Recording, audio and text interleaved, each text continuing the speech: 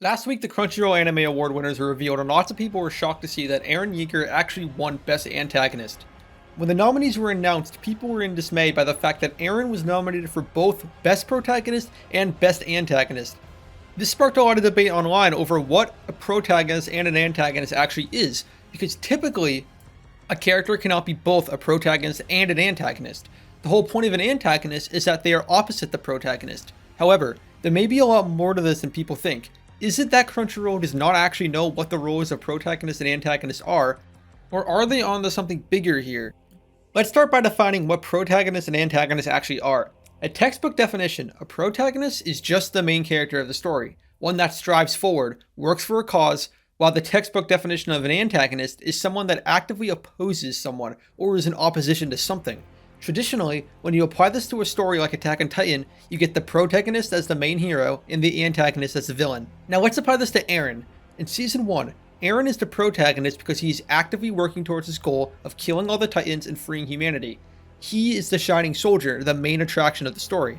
The entire plot is centered around him and his ideals. This applies all the way to the end of Season 3, because by the time we see him in Season 4, he is seemingly changed. His appearance is more dark in nature, and he has a more unapproachable appearance. He's gritty and he's more evil. But the question is, does this make him an antagonist?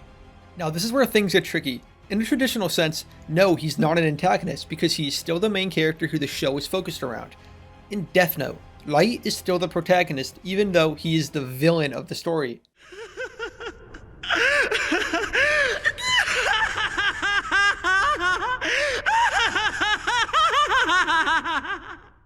Protagonist and antagonist do not just have one definition. There are many ways to describe the relationship between the two roles. So to understand how Eren is the antagonist of the story in Season 4, let's look at it through a different lens. Instead of a protagonist being just a main character, let's define it as the person in the story who changes. And instead of an antagonist being the villain, or the person in opposition to the protagonist, let's define it as the person in the story who causes the change in the protagonist. In Death Note, Light is the protagonist because he is actively changing as a character. In the beginning of the show, he starts as a teenage kid who just gains his power to kill, and he's only killing small-time criminals, and by the end, he's a full-blown serial killer and a murderer. L is the antagonist because he's the one that causes this change in Light.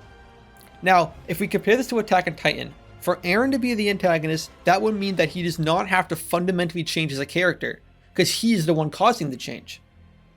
But I know what you might be thinking. Obviously Eren changes throughout the story. I've already said multiple times how his demeanor changed from Season 3 to Season 4. Well, let's see what Eren has to say about this.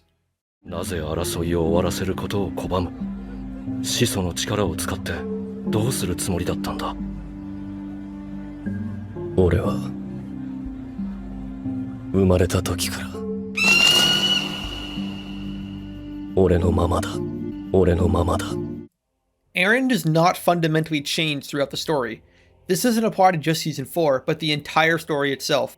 And without getting into manga spoiler territory, Eren's goals have always been the same. He's always been himself. No matter how he does it, he's always fighting for his freedom and the freedom for his friends.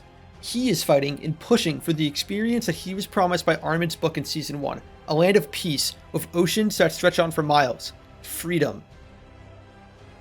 While Eren obviously grows as a character and as a person, his goals and ideals stay consistent and never change. So now that we've established this, we have to look at how Eren would be changing the protagonists. Well, if Eren isn't the protagonist, then who is? Well, Attack on Titan has lots of protagonists, obviously, there are a lot of characters. And in this situation, Eren changes just about everyone. Mikasa, Armin, Reiner, Jean, Zeke, Grisha, Historia, Falco, Gabby. They are all examples of people who fundamentally change as characters because of Eren. Mikasa is the protagonist because she's the one who changes. Eren is the antagonist because he is the one that is causing this change. This has never been more evident than in Season 4. Why does Gabby change from a brainwashed, hate-filled child warrior to a deeply understanding and emotional soldier? It's because of Eren and the results of his actions. This is why Eren is the antagonist in Season 4. Not only is he consistent in his philosophy, but he is actively changing the other cast members and being the one that causes their growth and development. Thanks everyone for watching, and I hope you enjoyed. I personally love exploring the more philosophical side of Attack on Titan and trying to dig into the deeper meanings of the story. And I have some other things planned, so stay tuned as well.